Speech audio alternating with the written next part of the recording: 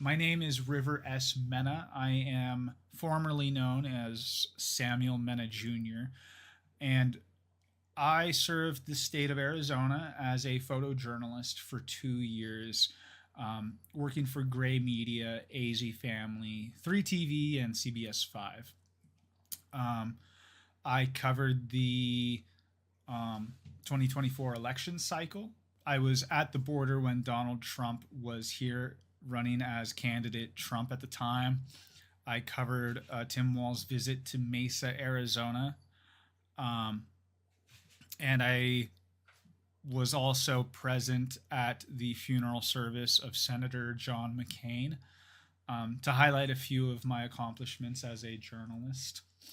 I am most famously known, however, for having gone to the White House on the annual anniversary, the 1 year anniversary of the October 7th attacks on Israel. I went to the White House in protest of the mainstream media's coverage of what I consider to be Israel's genocide of the Palestinian people. Um, that act of protest gained both national and international coverage, um, because I lit my arm on fire. Um, and from the fallout of that protest, I intentionally took time away from the public eye. One, for the sake of friends and family, and two, to kind of rediscover and reaffirm what it is that I stand for, and what it is I want to do with my life, and why it is I do what I do. Since the beginning of 2026, having taken pretty much a full year to meditate on what it is I want to do, I have slowly been trying to make an effort to re-enter into the line of the public eye and continue to speak out on what I believe needs to be said. I still to this day consider myself to be a journalist first and foremost, and I want nothing more than to shine a light on what is truth, in the United States and in the world. So that is just kind of an off the cuff introduction of myself. Like I said, a lot of this stream is going to be scripted. I'm going to be reading a lot, but then I will at times interject while I'm reading, and I will kind of contribute a little bit more of my thoughts, informed by what I've observed over the last few months. The first half of this video is going to be talking about just what is truth in 2026. And what I mean by that is, like, how is it that we know what we know now, today, you know? And then the second half of the video of this stream is going to be diving into, to the best of our understanding with all of the resources we have, like what is actually happening and occurring in the world outside of just the mainstream American media. So that's what we're going to talk about. And if you'll entertain me, I'm glad to have you, and I hope you really take into consideration what it is I have to say. So without further ado, let's begin. I've been meditating a lot as of recent and reflecting on why what is happening in the world as of recent truly matters. And if there's anything I can speak to that I want to tell you, regardless of where you are in your life when you're finding this video, more than anything, I want to try to instill hope back into the uneasy minds of people who don't know where to look in these incredibly trying times. I recognize that's a tall order, but if you'll entertain me, maybe I can provide you with some clarity for the future. Over the last year, maybe, but especially over the last 3 months, I've been listening to a lot of podcasts, political commentary, and video essays about what is going on in the world while working, while driving, while moving, while trying to stay productive. It's a very easy way to stress myself out, listening to nonstop media. Our world in America is full of nonstop advertisements, music, politics, and products being served to us to consume. It's a lot of noise. Our feeds, the vertical video, the glass screens seem to be increasingly invading my private thoughts. When I wake up, my phone has notifications for me. When I go out for breakfast, the radio has advertisements for me. When I'm working, TV screens have news coverage for me. On my lunch break, social media is algorithmically serving tailored content for me. Even the gas pump is serving me with advertisements. There's virtually no moment in my life where I have a free moment to be alone with my thoughts, except maybe in the shower, but even then, I'm not sure how long that will last. I think most everyone, maybe I'm wrong, in 2026 recognizes the dangers of phone addiction. We've seen major corporations such as Facebook face lawsuits related to the negative impacts social media can have on young people. Mark Zuckerberg having been forced to testify earlier this month about whether or not Facebook and Instagram are intentionally designed to be addictive and harmful for children and teenagers. The ecosystem of information gathering for humans has long now been largely reliant on the internet. But more and more, it seems that the information has been consolidated into the hands of increasingly powerful corporations with their own corporate interests. If you weren't aware, the Ellison family, who owns Skydance Media and a 40% stake in Oracle, have controlling stakes over Paramount Global, which controls CBS, MTV, Nickelodeon, and Paramount Pictures, a 15% stake in the United States version of TikTok, and have launched a major bid for Warner Brothers Discovery, which would bring CNN, HBO, TNT, TBS, the Food Network, HGTV, Cartoon Network, and Warner Brothers Studios under the control of Larry and David Ellison. Corporate mergers have existed for a long time. I don't think anyone would argue that this is anything new. But what makes this media merger so alarming to me, as someone who worked in the mainstream media for the better part of 8 years, is that this merger threatens to monopolize a large portion of America's broadcast journalism industry, all under the control of a single family. It's hard to make the argument that these different outlets and even online platforms will or won't deliver specific messaging. How can these outlets guarantee to the public that they won't have full creative control over their own content? Information is largely delivered to the American public in 2026 through online platforms and video content. And I have to ask, how many Americans will be aware that CBS, CNN, HBO, and TikTok itself are all owned under the same umbrella when navigating this new online ecosystem? How many dissenting opinions will exist in the near future?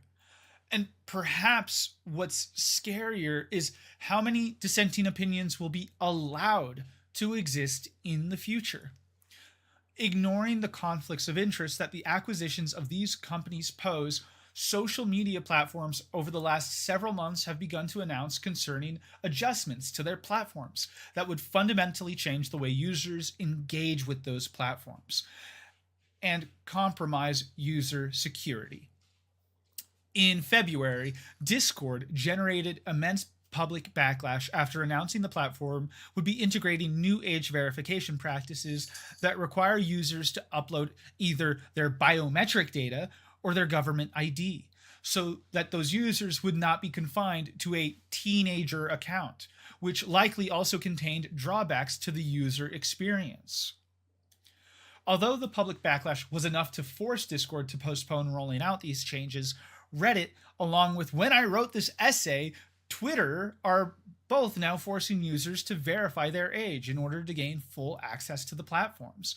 And I feel like I was the first person to literally be told by Twitter I needed to verify who I was to gain access to content. I'm personally of the mindset that there is a financial incentive for all of these massive platforms to scrape user data from their users in order to sell that data to data miners who can in turn create profiles of behavior for each user that correlates to that user's shopping habits. But there's an even greater risk of that data being compromised. Discord in the past has been victim to data leaks, and it seems impossible to guarantee that malicious actors won't be able to get their hands on this kind of data. As if all of that wasn't enough to make people question what might be the truth in 2026, generative AI now exists and populates large swaths of the internet. Obviously, AI can be used to generate goofy, silly images and videos, but AI can be used to generate anything. There are generative personalities that are tailored to mimicking certain kinds of people. Deepfakes have long been used to mimic women in compromising situations. Politicians were also common targets for generative AI to mimic when the technology was budding. But what used to be unconvincing is now nearly impossible to distinguish from the real thing. And I have even seen AI businesses pitch generic non existent news anchors to news organizations as an alternative to keeping real journalists on their payroll. In a world where even AI news anchors exist, it brings into question fundamentally what is truth. How can we, how can you, how can I genuinely engage with our phone screens and with the internet without the certainty that what we are seeing is authentic?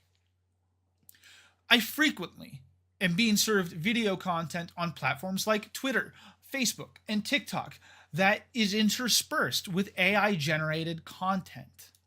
The presence of this content extends outside of the internet as well. AI content is being housed on music streaming platforms.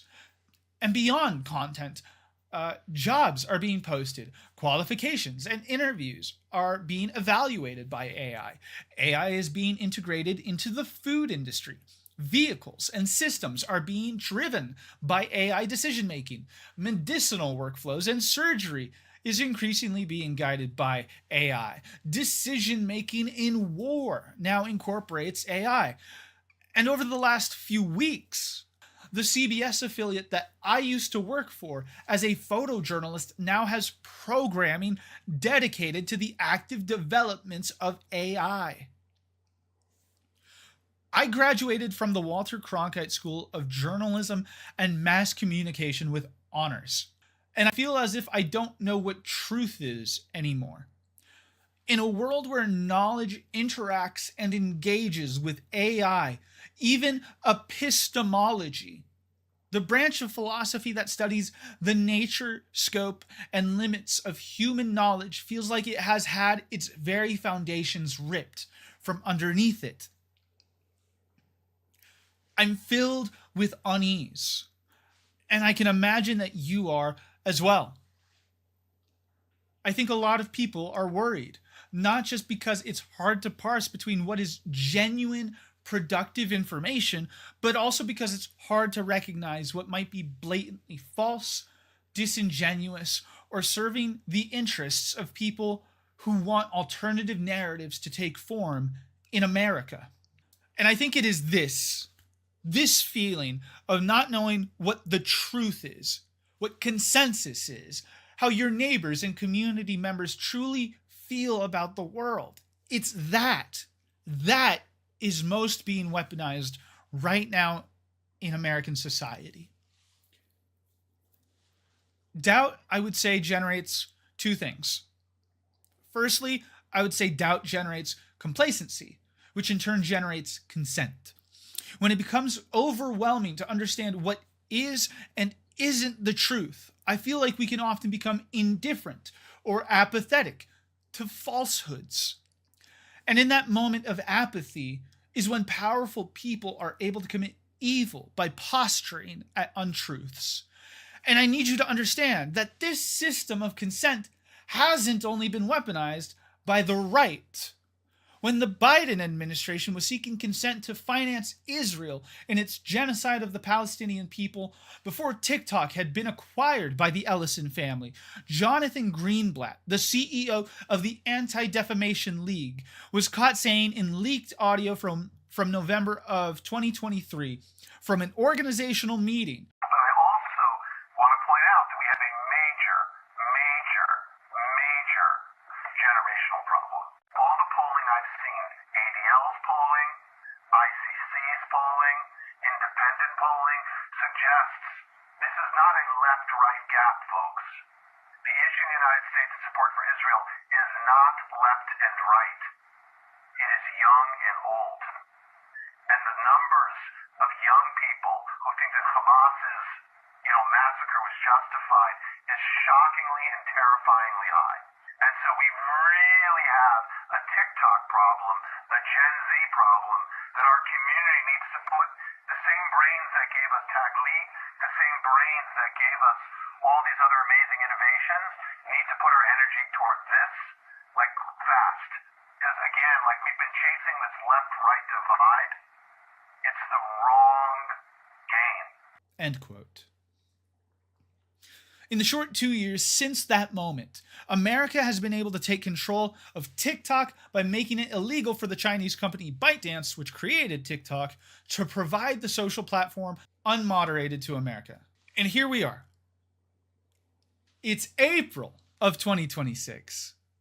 We're in the second year of the second Trump administration. Half of the Epstein files have been released, and we somehow don't even feel like we've learned a fraction of what the truth is. Demand to learn what is contained in the Epstein files has notably gone down. In the fallout of the release of the Epstein files, the Trump administration has deployed ICE across cities in the United States. ICE, an agency previously dedicated to handling immigration discrepancies, now is acting as a federal police force against U.S. citizens. This very police force has killed 23 people so far this fiscal year, with the death of Renee Nicole Good and Alex Jeffrey Preddy infamously being recorded in Minneapolis. Even outrage over ICE's presence in United States cities has been diverted because Israel has dragged the United States into a war with Iran. We've killed Iran's former leader, along with a school full of children. We've lit Tehran ablaze after targeting their oil refineries. As a result, Iran has halted all traffic into the Strait of Hormuz, which has caused global oil prices to skyrocket and threaten an economic disaster the likes of which not just the United States, but the world honestly isn't prepared for. One disaster has been met by another, which itself has been replaced by another. Everything looks bleak. Where can we find hope? Thank you for letting me speak to a little bit my experience as a journalist, having to pay attention to everything that's happened and recognize that sometimes it feels hopeless. Not just the fact that a lot is happening that's very terrifying, but even more so the fact that maybe the truth doesn't matter.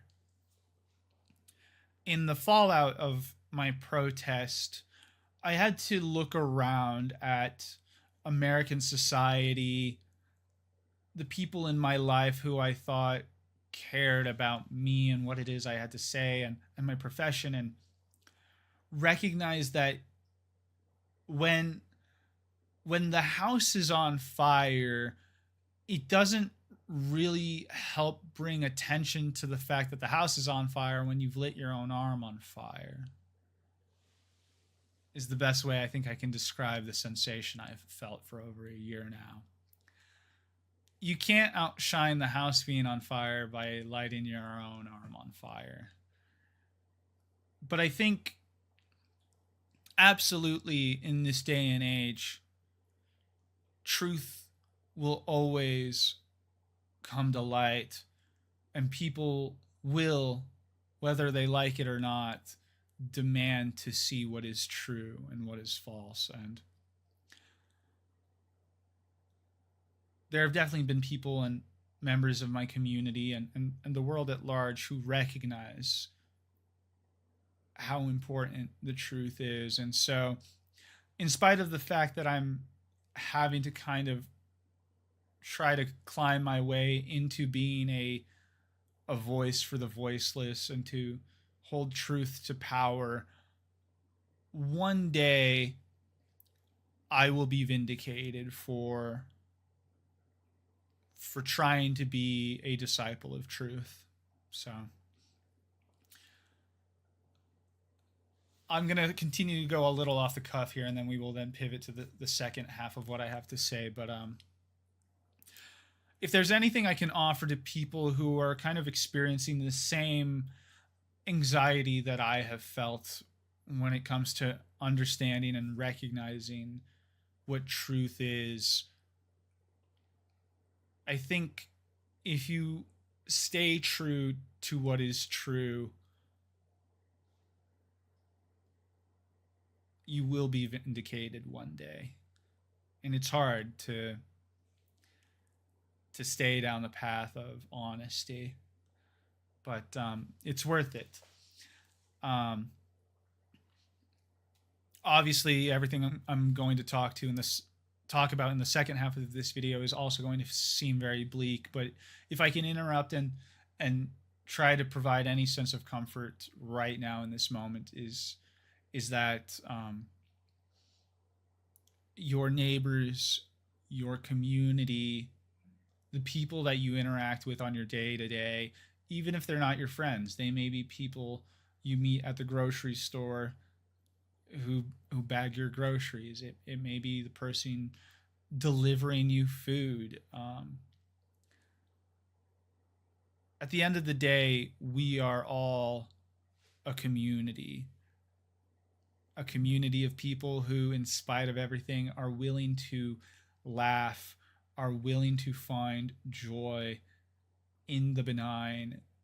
And it is those members of my community who fill me with inspiration and make me want to persist in the face of nihilism. So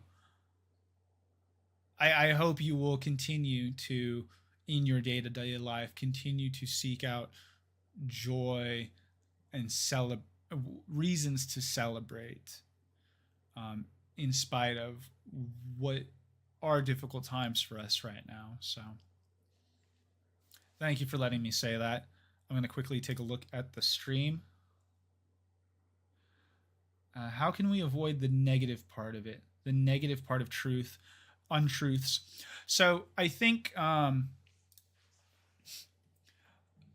to speak to misinformation and AI and the mainstream media being very clearly bought out by the Epstein class, it's very important to practice a degree of doubt and skepticism in everything that it is that you consume. I mean, April Fool's was yesterday, and honestly, like, I think April Fool's might be a really good example of how to, like, recognize when something may be sensationalist. If your gut reaction to hearing a piece of information is to immediately blast it, I think it's very important to try to verify that information. In terms of trying to combat the mainstream media, I think it's important to separate narratives from nouns, I guess. If America is talking about the successes of the American military abroad, if you were to remove the words America and Iran and Israel and simply had them vague and then evaluated what the narrative is in that manner, how believable is the narrative if you assign, like, words like "we did this" or whatever, like, does it seem to be presented as propaganda, or does it seem genuine and honest? And I think it's also important to try to pay attention to news outlets that are abroad when it comes to global reporting. Um, by no means do I celebrate the BBC, but the BBC is an outlet that is stationed outside of the United States. Um, I definitely try to keep up on Al Jazeera's reporting, but at the same time, you also have to recognize that Al Jazeera is based in Qatar, um, who has its own political interests. When it comes to trying to dissect domestic coverage of what's happening in the world from the mainstream media, that's a lot harder. I continue to be very skeptical about surprisingly how quickly ICE withdrew from Minneapolis when I see all over some of the different timelines that a lot of stuff is still happening in Minneapolis. Recently, I heard that that ICE shot a person in the leg, but because it wasn't lethal, it didn't seem to gain a lot of attention. And again, even what I'm saying right now, please take with a grain of salt because I haven't verified that information myself. Um, it's very, very hard right now in today's day and age to be aware of truly what is happening in the country. Um, but do your best to build up a ecosystem for yourself on the forms of social media that you occupy. Like, this is a person who I do trust. I don't think I would even like really trust outlets unless they're small teams of like, and you know every single name of every person on that team. I think now more than ever, independent journalism is invaluable. But like your CBS, your CNNs, the New York Times, like even nowadays, I truly take everything that is reported by all of those outlets with a grain of salt. Um, the only outlet that like I allow myself to believe a little bit more than I should is PBS and um, NPR. I don't really listen to NPR, but like they're both publicly funded and supported by the public, and because of that, um, I truly trust them far more than I do any other form of um, any major news outlet. We need to support our independent journalists, pay for it, and move away from the mainstream media. Well, and I'm not going to read the I'm not going to read the speech that I wrote when I protested a year ago. One, because I don't have it on me, and two, it that speech also like lasted an hour. But my speech that I wrote before lighting my arm on fire took great issue with the privatization of journalism in general. If you're able to find that speech and read it, like you'll understand how much I agree with your statement, Slyth Fox. Um, okay, let's continue on. The next part of this video is going to dive a lot more deeply into blatantly the events that have occurred over the last several months, how it has affected the world at large, and we'll dive a little bit into truly what I think should happen moving forward. But I'm not a fortune teller. I don't with 100% certainty know what's around the corner, but I trust my gut. I had a feeling when I protested a year ago that if something dramatic wasn't done, that this is where we would find ourselves. And I hate to say it, that my expectations kind of came true.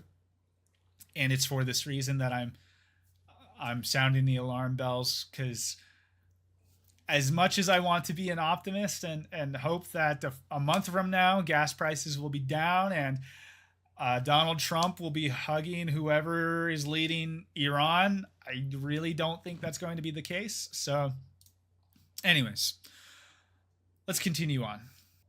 It is March 8th, 2026. From my best estimations, a global catastrophe is actively unraveling and will change the lives of every person on the planet dramatically within the next 2 weeks. It is March 24th, 2026. The global world order is not what it was a month ago and will likely never go back to how it once was. It is April 2nd, and I wasn't fast enough at putting this video out, so this is what I have to say.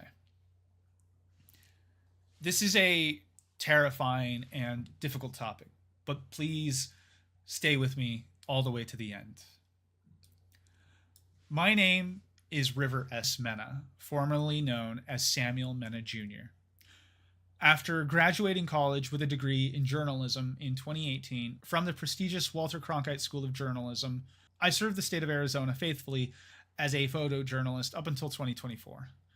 In October of 2024, nearly a year to the day of the anniversary of the October 7th Palestinian strike on Israel, I engaged in an extreme act of protest against the United States government by lighting my own arm on fire in front of the White House to display my disgust with our government's financing of what is a genocide at the hands of Israel on the Palestinian people. What does any of that have to do with where we find ourselves in this moment, you might be asking? Well, we'll come back to my 2024 protests later. But right now, I want to talk about what is on everyone's minds. What is on the horizon for the United States, the Middle East, and the world at large. In case you weren't aware, on February 28th, 2026, the United States and its strategic ally, Israel, began launching strikes against the country of Iran, targeting infrastructure, populated areas with civilians, and Iranian leadership. According to the reporting, the strikes were successful in killing the supreme leader of Iran, Ali Khamenei. Retaliation from Iran has been swift, calculated, and crippling. Among Iran's responses, the country has sent hypersonic, ballistic, and cruise missiles to rain down on Israel, which have successfully handicapped American and Israeli defense capabilities, destroyed large swaths of Israeli buildings and infrastructure, and within the last 24 hours, when I wrote this script, Iran claims to have captured American soldiers. Furthermore, Iran has begun moving to remove America's influence from the Middle East by strategically targeting and striking American military bases in the region, whether or not those bases were housed in countries friendly to Iran.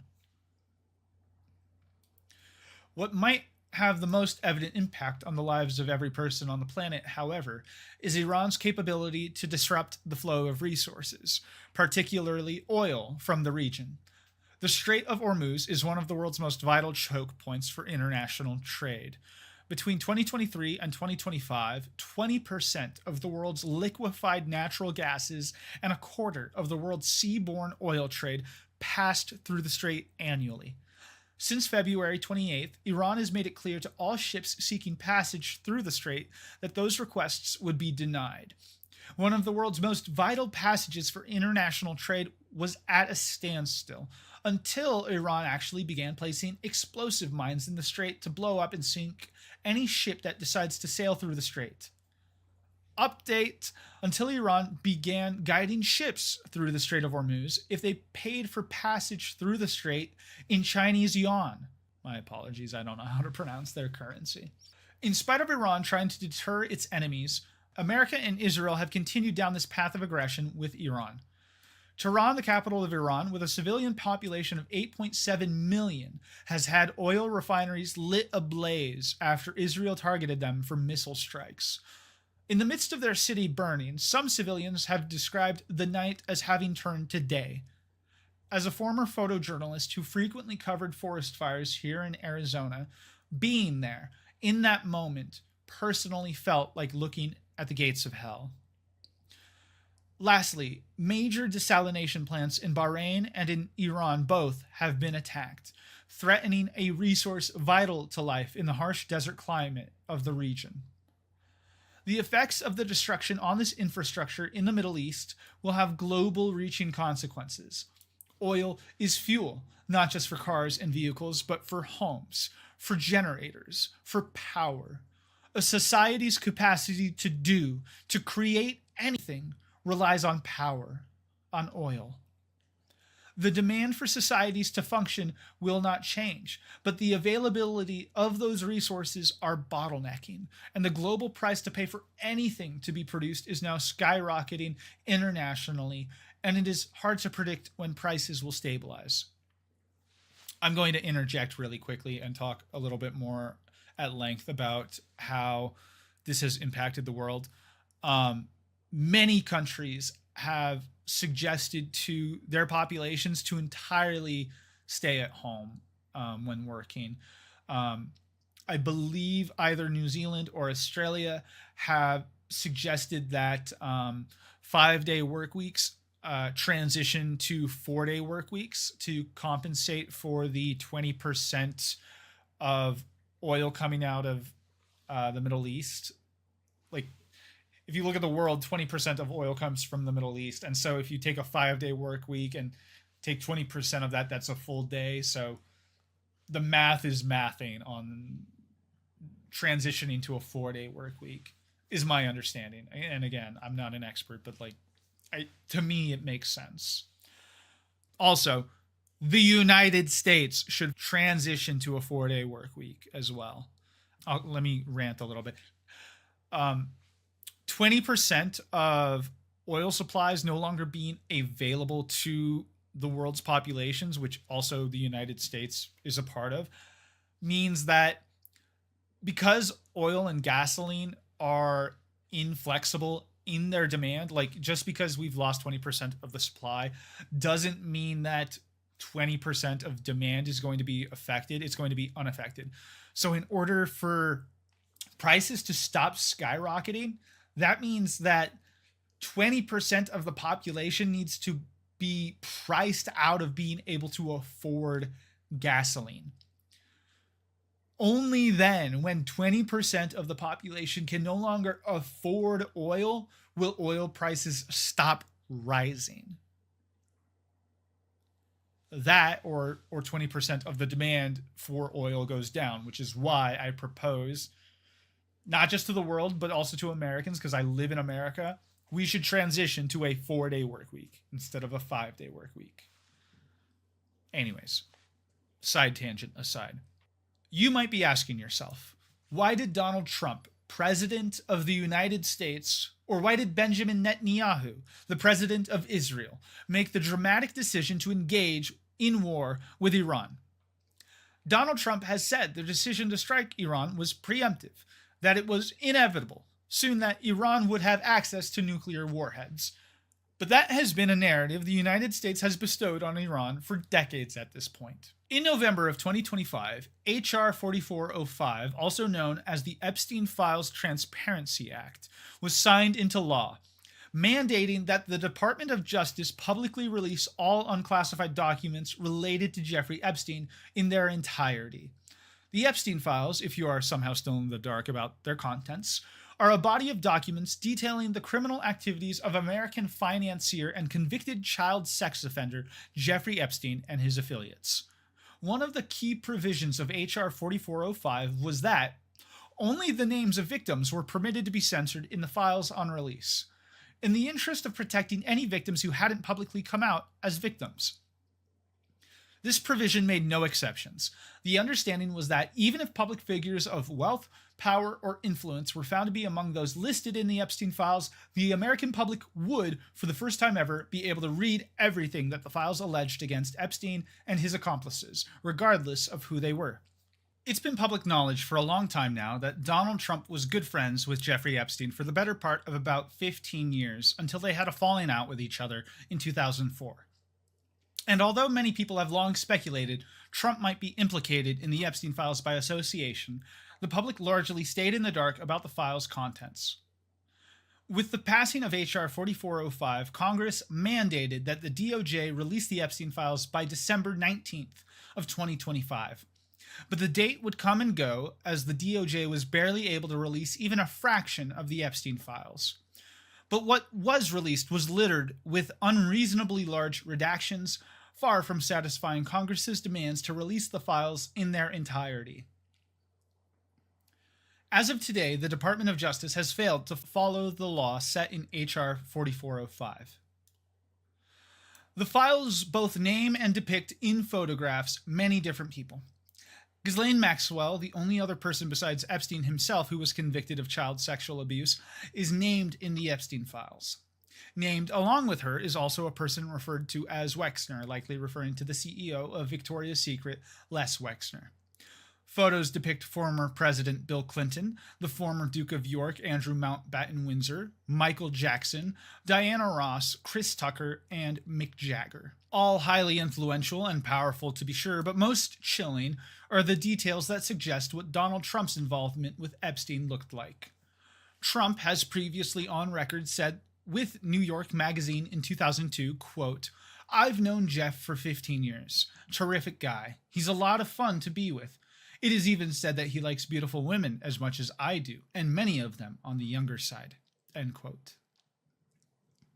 Contained in the records the DOJ released are FBI case file EFTA 000-20518 dated October 2020 that contains an allegation of rape involving Trump. An unnamed individual alleges, quote, "He raped me," and Donald J. Trump had raped her along with Jeffrey Epstein. "Some girl with a funny name took me into a fancy hotel or building. That's how it happened." End quote. The release includes an email sent by the Assistant U.S. Attorney General of the Southern District of New York in January of 2020, stating that Trump traveled on Epstein's private jet many more times than previously had been reported. On one of these flights, Trump, Epstein, and a 20-year-old passenger were the only passengers.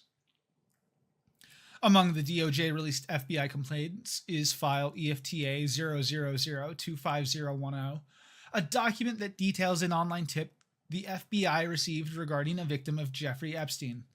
The submitted text from the online tip alleges that in 1984, at the age of 13, the victim was sex trafficked by her uncle and Jeffrey Epstein. She claims that while she was pregnant during this period, her newborn daughter was murdered shortly after birth and disposed of in Lake Michigan. Of the information the FBI case file prompted the victim to fill out, Epstein is listed as the subject and Donald Trump is listed as a witness. Referring to Trump, the victim elaborates that he participated regularly in paying money to force me to redacted with him, and he was present when my uncle murdered my newborn child and disposed of the body in Lake Michigan. To get a sense of what this redacted word bar might indicate, when filling out the section of information on the FBI case file labeled violation questions, the victim answered the question, "What was the exact crime that occurred?" with child sex trafficking and infanticide, and answered the question, "Where did the crime/incident occur?" with mostly from a yacht in Lake Michigan originating from Mona Lake, Michigan. Although the redactions make it hard to know with certainty what the redacted word included in this complaint actually is, I think we can define characteristics of the word through context clues. Describing the information related to Epstein, the victim writes, "He was orchestrating a deal along with my uncle where different men, women, and girls would come to a variety of boats and yachts and pay money to force me to do redacted with them." Typically, when a person is paid, it is in exchange of goods and services. But the redacted word is described as an action because of how the victim explains she was forced to do it. So the redaction must be a service. This is backed up by the earlier description that the victim gave when describing how Trump was involved. Again, he, quote, "participated regularly in paying money to force me to redacted with him," end quote. So I think it's appropriate to say that the redaction must be describing some kind of service as a result of payment. I want to draw attention to the keywords that follow the redacted bar here. The victim said she performed this service with him. the words suggesting it was an action that was not just by herself, but performed along with Donald Trump, something he performed of his own volition for free. It begs the question, what kind of service could Donald Trump in 1984 have paid a 13-year-old to perform with him? Why would the victim have reported the service to the FBI in a complaint that details the murder of her newborn child? And what could the service have been that the FBI felt it necessary to redact the verbiage? On March 18th, during remarks on the House floor, Representative Dan Goldman presented to the House and described in detail an accusation in the Epstein files. The accusation Goldman describes is from a woman describing the interactions she had with Donald Trump when she was between 13 and 15 years old. Mr. Speaker, I rise today to discuss this administration's massive cover-up of the Epstein files in order to conceal President Trump's involvement. In the 3 million or so documents that the DOJ has disclosed to Congress under the Epstein Files Transparency Act, there is credible evidence that Donald Trump committed a crime. Donald Trump is mentioned thousands of times in the Epstein files. There are multiple allegations that he sexually assaulted young girls. But I want to focus on one victim's allegations that the FBI unquestionably found to be credible. The DOJ tried to hide reports of 3 of the 4 interviews that this victim gave to the FBI, but pressure from the media and Congress forced them to disclose them. And now we know why. She credibly accuses Donald Trump of sexually assaulting her when she was between 13 and 15. In each of her interviews, this victim recited the same account of her interaction with Donald Trump. On August 7th, 2019, she explained that she was between 13 and 15 when she was left alone with Donald Trump, who, quote, mentioned something to the effect of, "Let me teach you how little girls are supposed to be." Trump unzipped his pants and put her head down, quote, down to his penis, bit the S out of it.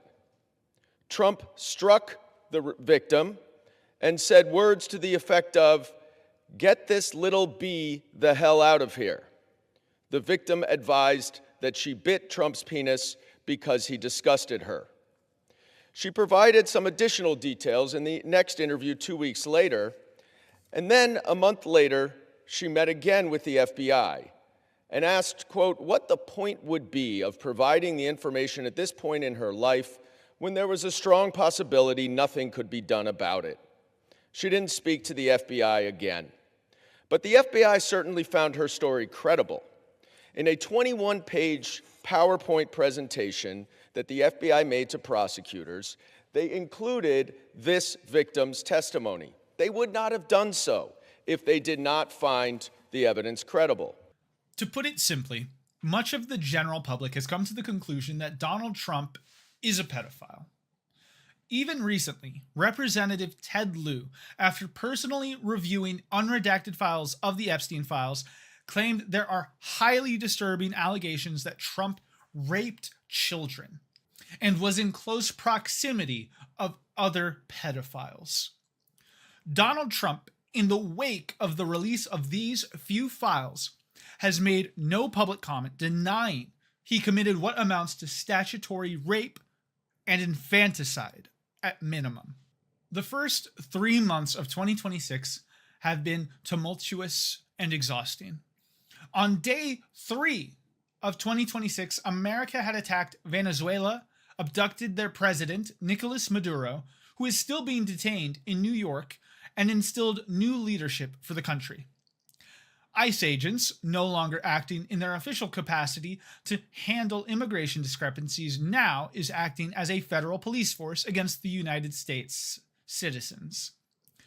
This very police force has killed 23 people so far this fiscal year, with the deaths of Renee Nicole Good and Alex Jeffrey Preddy infamously being recorded in Minneapolis. Now, in the wake of a pause on DHS funding, ICE agents are present in every airport in the country to supplement how poorly staffed airports are. Some political commentaries might disagree with my diagnoses for these patterns of behavior, but I personally fail to see any explanation for why Donald Trump continues to torment the American public and why he has dragged the United States into another war with the Middle East beyond simply trying to divert attention away from the fact that he and much of his administration engage in human trafficking and the sexual molestation of children. To the best of my understanding, this explains why Donald Trump has decided to go to war with Iran. Understanding why Israel and Benjamin Netanyahu decided to be the first to strike Iran is much more difficult to make sense of, simply because I find it impossible to understand the motivations of bigotry and hatred that drive the Israeli government. This is not the first instance Israel has committed itself to ethnically motivated violence. Israel has occupied Palestine now for nearly 80 years, committing an ethnic cleansing of 700,000 Palestinians upon Israel's formation as a country, known as the Nakba. The Zionist project that led to Israel's formation has continued to motivate its actions since its formation and up to today. It is an ideology of ethnic supremacy that desires nothing more than to conquer the Middle East and justify its own existence. Israel has in the last 3 years, in different capacities, gone to war, conducting missile strikes and breaking ceasefires with Lebanon, Syria, Yemen, Iraq, and now Iran. They have continued to ethnically cleanse Gaza, and they torment the citizens of the West Bank nonstop, two populations that Israel is morally responsible for. Israel controls not only the borders of Gaza and the West Bank, but also controls those populations' access to food, water, and electricity. Yet, to dissent and condemn Zionism and Israel is taken by Zionists as an attack on Judaism.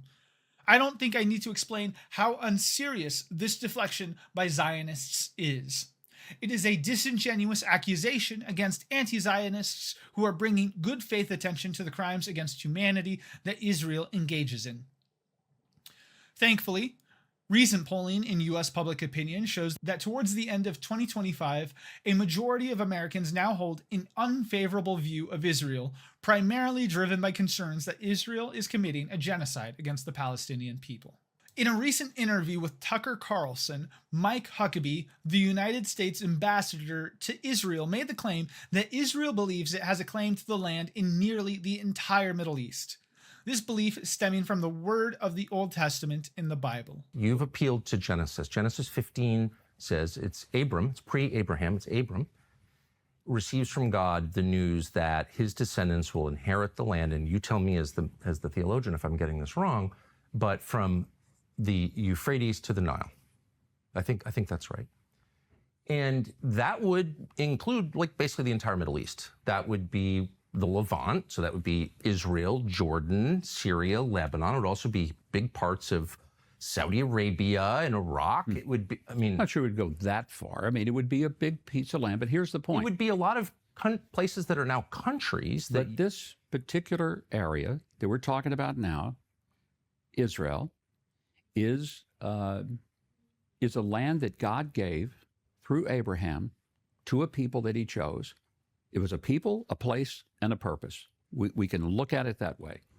Christian Zionism, I want to go back because that's where we started. I'm not going to let you off on this because you have said it 3 times that God gave this land to this people. And so it is entirely fair for me with respect to ask, what land are you talking about? Because I just read Genesis 15, as I have many times.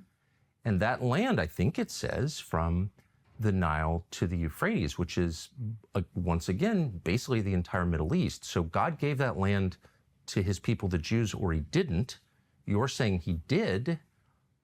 What does that mean? Does Israel have the right to that land? Because you're appealing to Genesis. You're saying that's the original deed.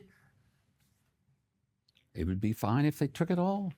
Israel recognizes now how globally hated the Zionist project is, and I think it recognizes it doesn't have much time left to try to make its claim for the rest of the Middle East, which is why now Israel has started a war with Iran. America has long allied itself with Israel since the 60s, initially in order to combat Soviet presence in the region. But now, more accurately, Israel is largely an extension of the United States, allowing for America to have a presence in the region. in order to further American interests and combat America's ideological enemies. American politicians for decades now have sworn allegiance to Israel and promised to provide the country with as much as possible. This is the penultimate mistake America has made. Joe Biden, a career Democrat and the previous president of the United States, along with many Democrats before him, refused to recognize the severity of extremism Israel engages in, and upon Israel's commitment to genocide of the Palestinian people, continued to finance Israel to the tune of billions of dollars. This moral failure, not just by Democrats, but by the American public at large, to concede and accept the ethnic cleansing of the Palestinian people is why America is now on the precipice of simultaneous global warfare, economic disaster, and revolution. By allowing ourselves to turn away and accept the mass murder of an ethnic group abroad, paid for by our own government, we failed to have the foresight that the very instrument of settler colonialism would soon come home to roost in our very own backyards. It is us, the United States of America, and Israel that now threaten the stability of the rest of the world. We are the Third Reich. For many of you, and even for myself at times, I can feel hopeless. What can one man do? How can one voice stand out in all of this noise? Are things hopeless? No.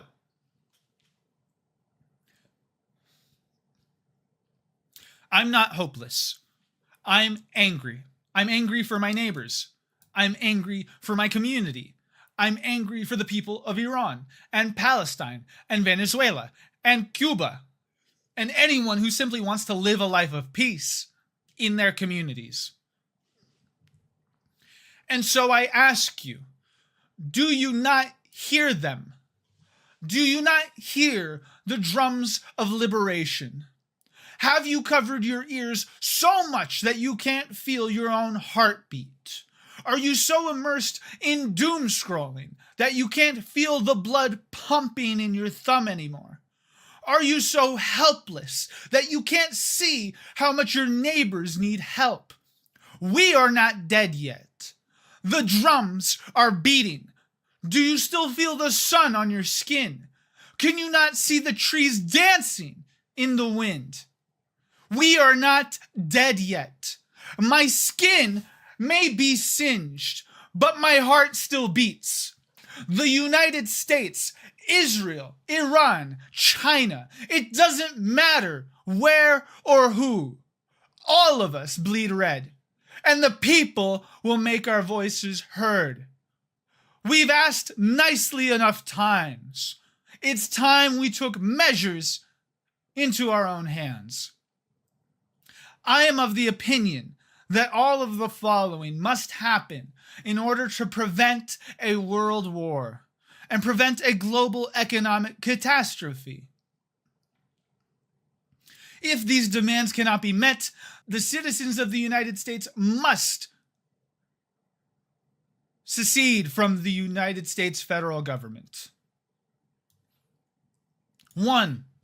A radical tax on unrealized gains needs to be made against the capitalist class in order to pay off the national debt. If the wealthy and corporations aren't taxed for the insane profits they enjoy, we won't be able to escape the spiral America has found itself in, nor provide reparations for our terror. 2. ICE needs to be abolished, and its leadership needs to be held accountable for the murders that the department committed. 3. The United States needs to immediately pull out from the war in the Middle East, immediately stop financing the state of Israel, and call Israel's war with Hamas what it is, a genocide of the Palestinian people. Additionally, the United States must ensure that Iran has full unquestioned autonomy in conducting trade how it best sees fit, especially in regards to the Strait of Hormuz. 4. Release the Epstein files in their entirety without redaction, save for the name of victims of sexual assault. 5. Any and all politician found to have committed sexual assault against a minor must be removed from office and held accountable for their crimes in a court of law, deliberated by a jury of the American people. If the American federal government is not willing to meet every demand the American people make, every effort must be made by the American public to dissolve the federal government and revert all 50 states and territories into independent bodies of geography. Why the fuck is it blurry? God damn it. I was popping off and the camera's blurry. Whatever. That's all I have to say. America's fucked. I'm of the opinion that we are about to experience an economic catastrophe, the likes of which we haven't seen since the Great Depression. The United States has been a petri dish of just bad financial decision making after bad financial decision making before the Iran war. The AI bubble is starting to pop. Then you've got American Treasury bonds being sold off in mass, I believe by Japan, who is the largest holder of American debt in the world. So there's that. You've got the Strait of Hormuz now being blocked to anyone who's not willing to pay them in Chinese yuan, whatever. I'm not an economist. I'm not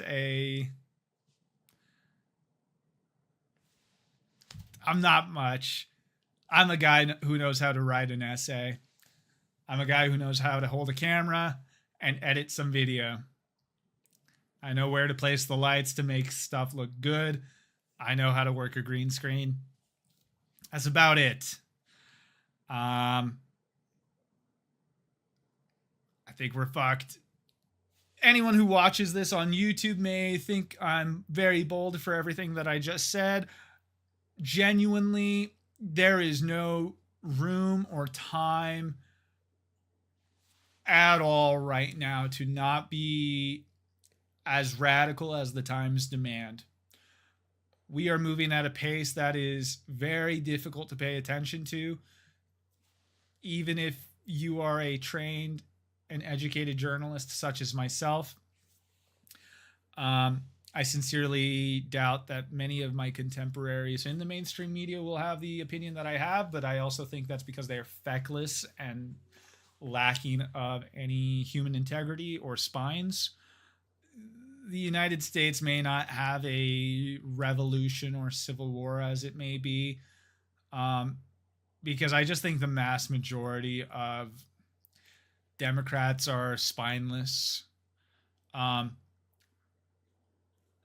Republicans, like blue collar Republicans may rise up, but like they're not going to unify with Democrats or leftists. I think there's too much pride there, but like I think they're also going to be misguided in how they direct their anger and shit. So there's not going to be any unification from the right when it comes to like rising up against the government.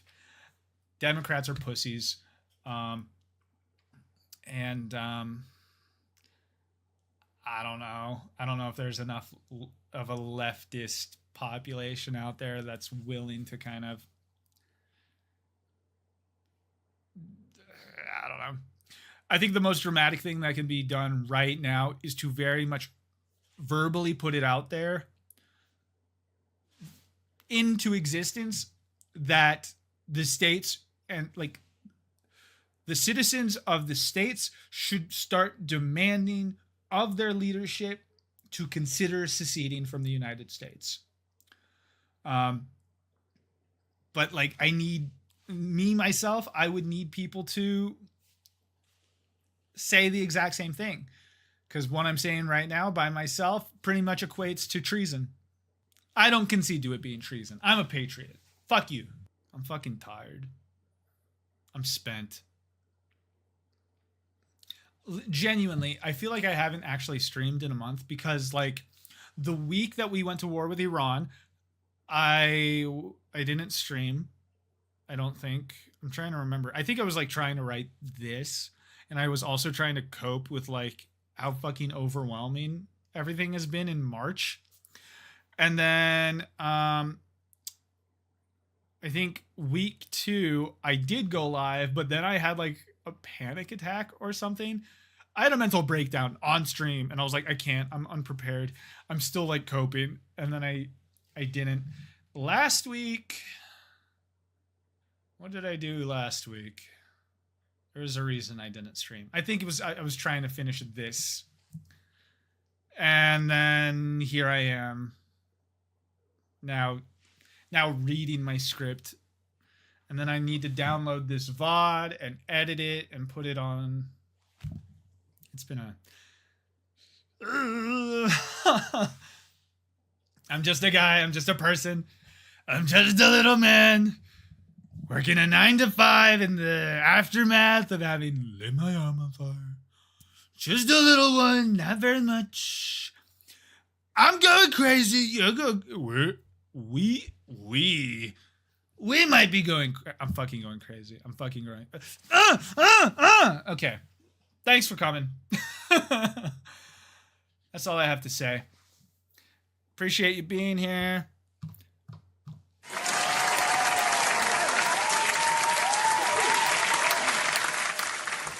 Fantastic. Hasta luego. Good night. Pay attention to the YouTube. I will hopefully have something edited soon. Fingers crossed. Don't lose yourself. Don't kill yourself. Don't lose yourself to everything that's going on. Reach out to people in your community. They're stressed. You could be stressed together, and then by being stressed together, maybe you'll be less stressed because you're with other people who are stressed. But like, it's not toxic. It's not like a toxic, we're both stressed and now it's proliferating. It's healthy. We're both stressed, and our presences combined will help us both kind of, you know what I mean? Okay.